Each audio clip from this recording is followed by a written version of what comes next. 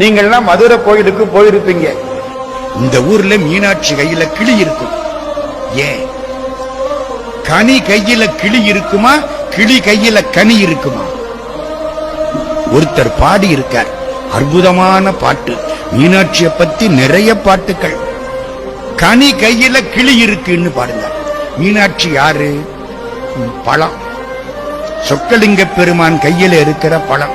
வழியொன்று மல்லல் மாஞாலத்து வாழ்வுளீர் வம்மினிங்கே அழியொன்று நங்கள் கடம்பவனத்தில் ஓர் அற்புதமாம். இதான் கடம்பவனம். களியொன்று கூத்தன் கருத்தொன்று காதல் கனி. மீனாட்சி யாரு? சொக்கலிங்க பெருமானுடைய காதல் கனி. இதுதான் கிளி ஒன்று கை கொண்டு கங்குல் பகல் நின்று காக்கின்றதே. கிளி கையில கனி இருக்கும், இங்க கனி கையில கிளி இருக்கு. கிளி எதுக்கா இருக்கு? நம்ம சொன்ன பிரார்த்தனைய நம்ம போனதுக்கு அப்புறம் மீனாட்சிட்ட கிளி திரும்பவும் சொல்லுமா, கிடைக்குமா? அதனாலதான் மீனாட்சி கையிலே கிளி. மீனாட்சியின் பெருமைக்கு எல்லை கிடையாது.